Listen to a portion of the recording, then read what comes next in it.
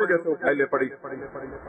मैं जिस जिले में जाता हूँ इतनी फाइलें मेरे पास आती।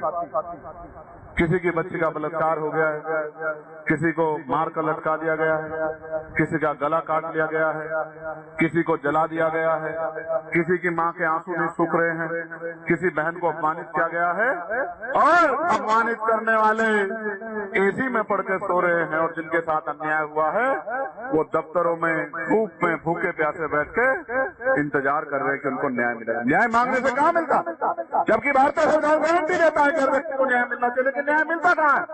न्याय तो छीनना पड़ता है। न्याय मांगने से नहीं मिलता, मांगने से भीख मिलती है। न्याय अधिकार छीनने पड़ते हैं और छीनने के लिए ताकत की जरूरत होती है। मैं आपसे भी सबसे कहना चाहता हूँ, आप बनाते रहो किसी को भी ताकतवर, जब तक चंद्रशेखर आजाद को ताकत नहीं दोगे फिर आप कहते रहो कि ये कर दो वो कर दो। अभी मेरे हाथ में कहाँ ताकत है कि मैं किसी का ट्रांसफर कर सकूं? अभी मेरे हाथ में कहाँ ताकत है कि मैं किसी का प्रमोशन कर सकूं? अभी मेरे हाथ में कहाँ ताकत है कि जो आपकी सुनवाई ना करे मैं उसको सस्पेंड करके मुकदमा करके जेल में डाल सकूं? कहाँ मेरे हाथ में ताकत है? आप देखना ये दुनिया ताकत चंद्रशेखर आजाद के हाथ में होगी, भीम आर्मी आजाद समाज पार्टी के हाथ में होगी। आप देखना कोई गरीब की बच्ची की तरफ आंख उठा के नहीं देख पाएगा। मेरी बात को याद रखना। अभी तो गुंडे दबंग लोग गरीबों को जो थोड़ी बहुत जमीन है उस पर कब्जा कर लेते हैं, कोई पूछने वाला नहीं। मैं फिर आपसे कह रहा हूँ, बहुत जिम्मेदारी के साथ कह रहा हूँ, यहाँ आने क्यों करने लगे? मैं ये समझने लगा हूँ क्योंकि इनके पास इंटेलिजेंस है, इनके पास अलग, उनके पास रिपोर्ट आने लगी है कि अब किसी का भरम नहीं चलने वाला। जो झूठ फरेब पता तमाम तरह की इधर उधर की बातें की जाती थी वो लगभग खत्म हो गई है। अब समाज जो है ये उम्मीद लगाए बैठा है कि हम और ताकत देके एक बार इसको काम करने का मौका देके भी देख लें कि ये हमारे लिए क्या करके दिखाता है। ये बात अब जाने लगी, ये बात अब बहुत दूर तक जा रही है।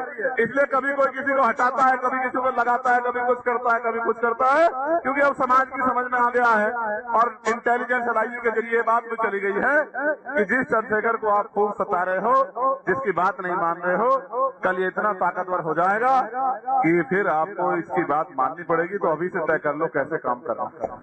ये बात अब दूर तक जाने लगी। अब हमारे साथी काम कर रहे हैं, हमारी बहनें मेहनत कर रही है, वो गली गली सवेरा आएगा 27 में, वो सवेरा उजाला लेके आएगा।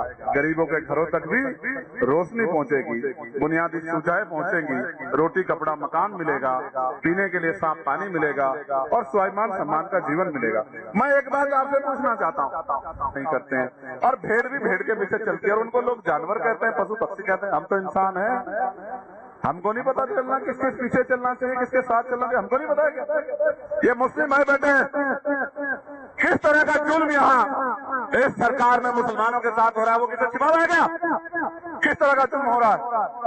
हमारे साथी कोशिश करते हैं उनको न्याय मिल जाए, लेकिन न्याय मांगने से नहीं मिलता। मैं आपको भी कह रहा हूँ, इधर जाओ उधर जाओ, कोई कुछ नहीं बदलेगा, और सही जगह आ जाओगे तो सब कुछ बदल जाएगा। मैं बस आपको समझा रहा हूँ।